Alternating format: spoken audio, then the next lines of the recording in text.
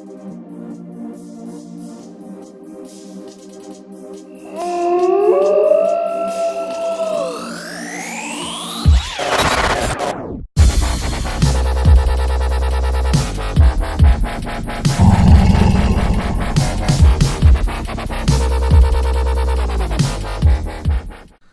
it going, YouTubers? Cormuff here. Thank you for joining me for another video today. And today's probably not going to be the best video that you'll want to hear from me.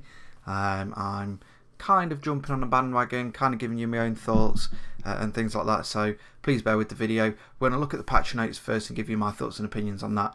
Then we're going to move on to something I feel quite passionate about. And it's up to you guys to make your own decision. Everything in this video is my own opinion.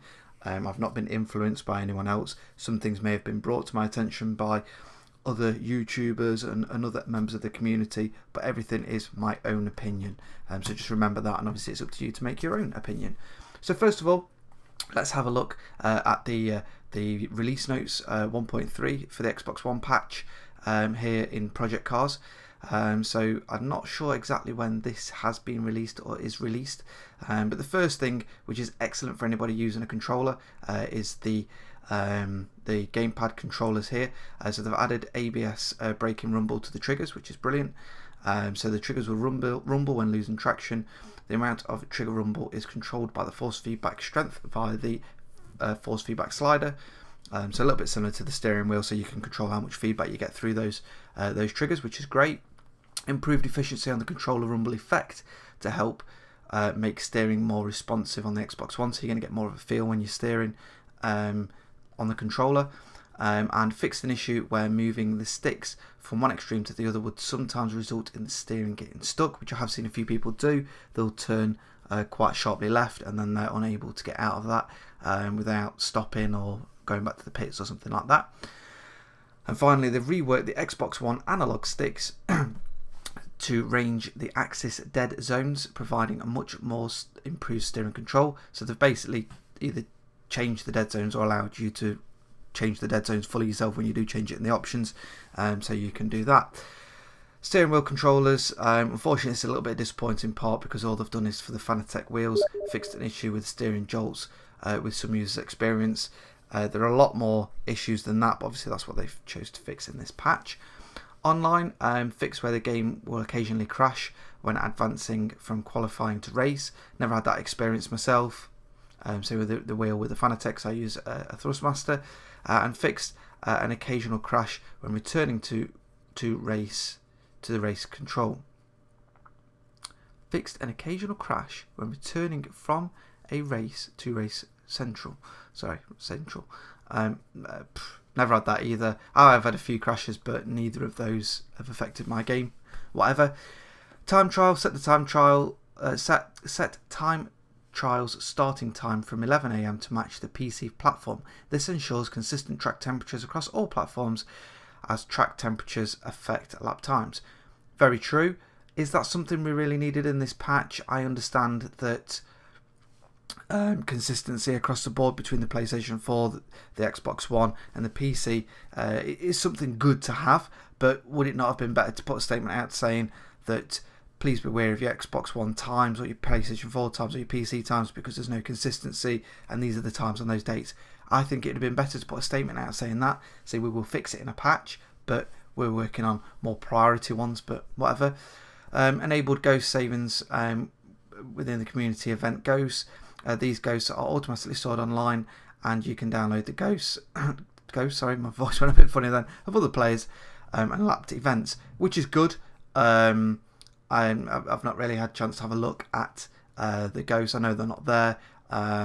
Hopefully this won't slow anything down because we all know that when you do save sometimes it takes minutes to save, which is rubbish, but whatever. Tracks, and this is where it starts to get a little bit weird for me. Sakito, which is Suzuka I think, and Summerton variations. Correct track information regarding the number of turns and track length. Right, I'm going to put it bluntly. Why do we need that improvement straight away? Personally, I didn't notice. Personally, I don't care what the graphic tells me. I don't go around the track counting the amount of turns and then putting on the forums saying that the track length or the track number of turns is incorrect compared to the graphic you gave me. I didn't even notice. I don't know how many people out there have noticed. Put a comment below if you have noticed, because I sure as hell haven't. And I don't feel that that is, granted it's probably a fairly quick change, but I just feel that there are some things in these patch notes which aren't necessary. We need the ones that are going to improve the gameplay and improve how broke this game is. Again, Sagita Sprint fixed a crash that would sometimes incur when using time acceleration. Not had that, but yeah, it's great that's fixed. Cadwell variations fixed draw distance issues on various objects. Again, not experienced that myself, but cool. Oschlembren variations fixed odd lights around the track and colour issues on the horizon. Again, I've not experienced that myself. I don't know who's been experiencing these, but whatever. And finally, Zolder fixed an issue where the car would sometimes start in a closed garage. Never had that. I've raced that track quite a bit. Don't know if there's a certain car, but again, I don't think that's a we'll get to this in a minute with some of these bugs. AI fixed an issue where AI vehicles will sometimes be sent to the pits due to low fuel on races when refueling is not allowed. Never had it again. I've done a fair amount of races, but I've never seen AI pitting, and I sure as hell don't know if it's for low fuel, because I don't know how they know it's for fuel, but whatever. Pit stop strategy will now use actual bar value for tyre pressure, so I don't know whether that's been PSI before.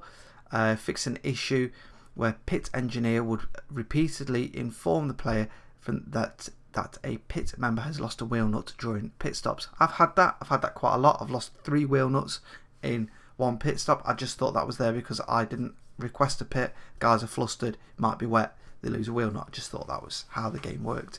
But it is nice to know every time you do lose one, because you want to know why you sat there waiting for the guys to put the wheels back on, if they put them on. And then they fixed an issue for the pit engineer would call the player to stop for fuel when fuel consumption was disabled in the options. Right, so it might be a bug, but to be quite frank, is it that important? Because if my engineer says to me that I need to get into the pits for fuel and I look down at my gauge and I'm on full tank, half tank, or I've disabled it, I'll just tell him to get stuffed and carry on driving, mate. I don't think I'm going to get a penalty for not coming into the pits because I'm ignoring my race engineer. Get stuffed, mate. I've got plenty of fuel. Let's keep going. Whatever. Replays. Now this is the stupidest patch fix I've ever seen in my life. Improve the smoothness of the sun, moon, stars and shadow motion when rewinding replays of a race that had a high time acceleration. Who the hell has come up with that? I can't even view a full replay half the time. That is just shit. What is that all about? What? Who? Oh, yeah. I can't even go to the start, go through an entire replay sometimes without it bombing out. About 1 in 5 of my replays work fully. So why do I care about rewinding it and seeing it in reverse smoothly? That's just rubbish. And then driver network profile fixed an issue where sometimes the miles driven on a particular track or with a particular car would be logged under the wrong car or track. This improves accuracy for players' affinity ratings. Fair enough. Can't really argue with that, but again, with these, I don't know whether they've rushed it out.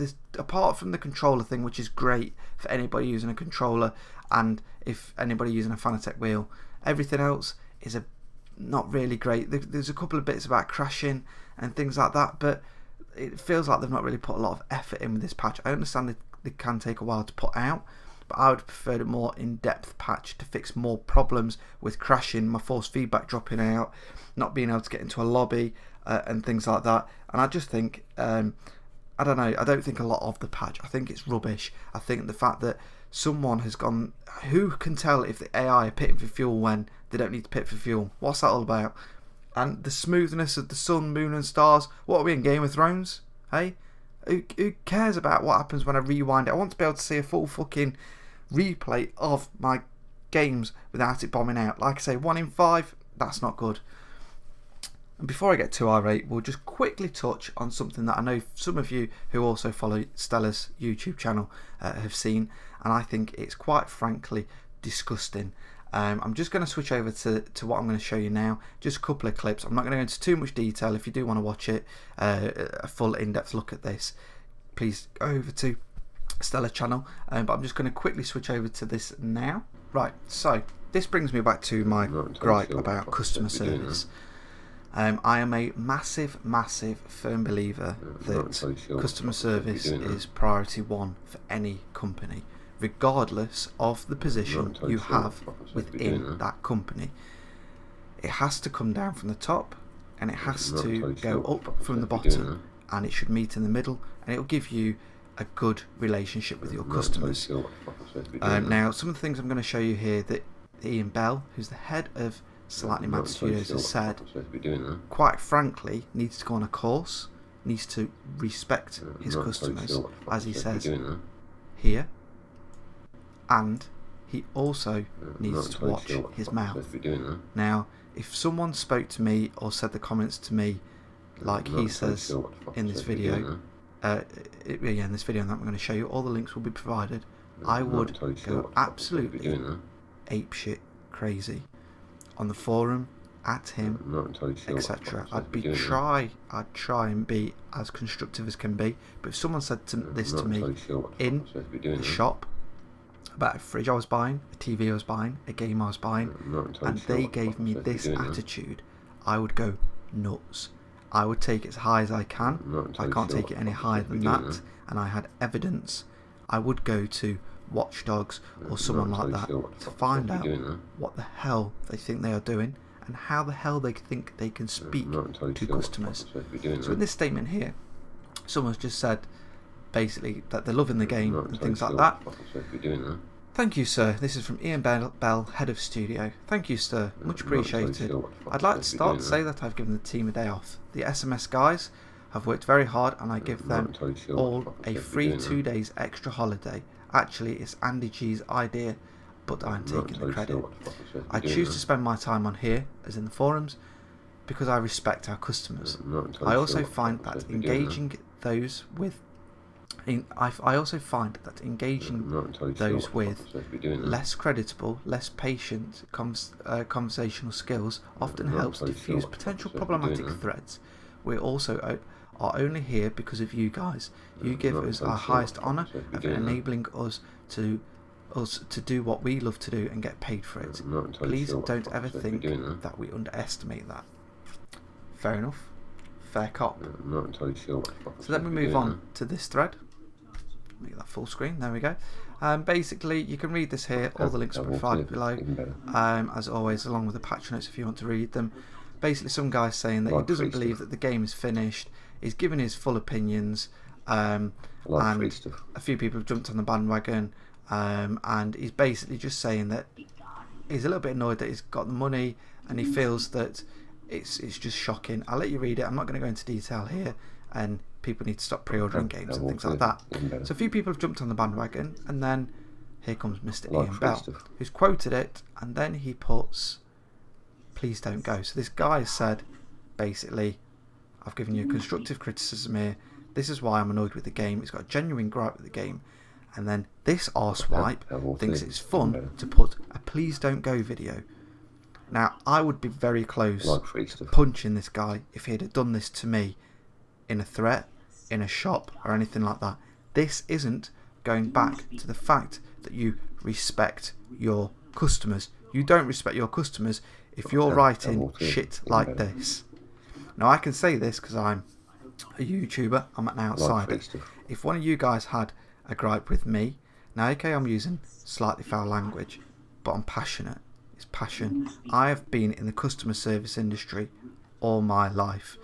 Since the working age of 16, I've worked in pubs, I've worked in shops, I've worked for a low-cost airline where people swore at me for a living pretty much, especially when I got to management level. And I always remain calm, composed, try to diffuse the situation. If someone didn't like it, please feel free to write into customer services, madam. They'll explain it further to you. Especially when you cancel a flight.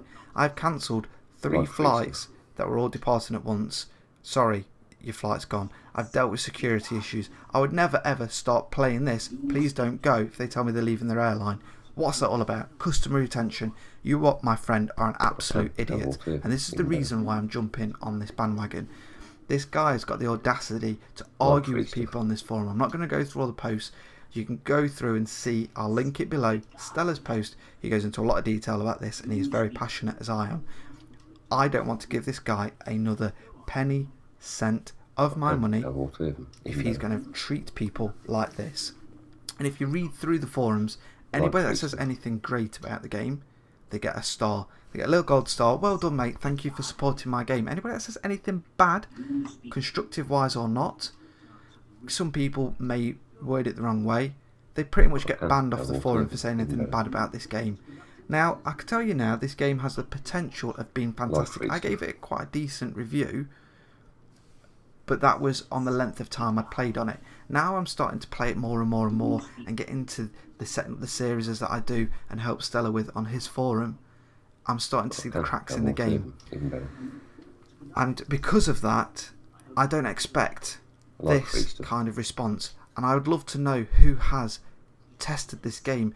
Stella's found a glitch where if you're in an open wheel car, you can smash all 4 wheels off your car, manage to scale it back into the pits. I don't know how he manages to get it back in the pits. They put the wheels on, but there's no wheels there, and you create your lap times with no wheels on your car. He's done a funny video, but there's errors in this game. Who the hell has tested it? There's things in this game that don't belong on a console, like being able to tweak your graphics options. No. That's not how consoles work.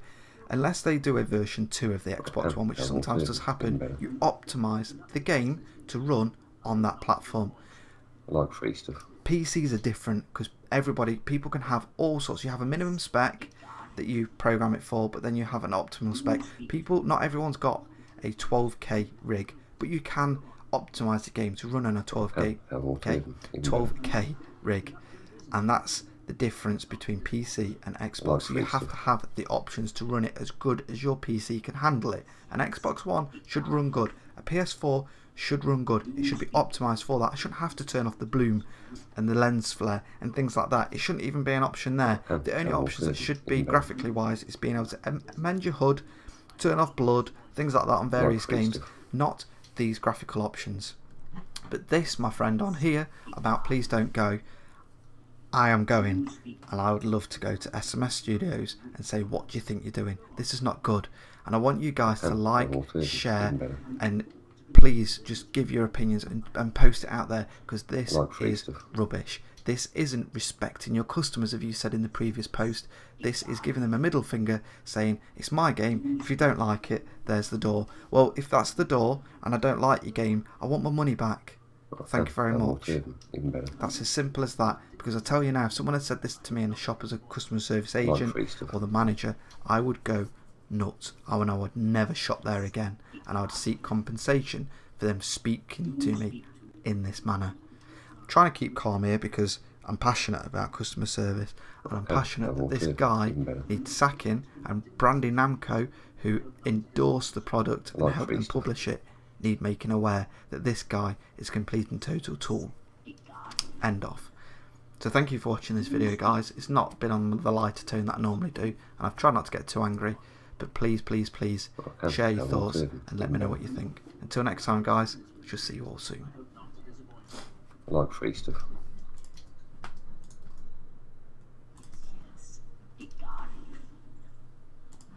You speak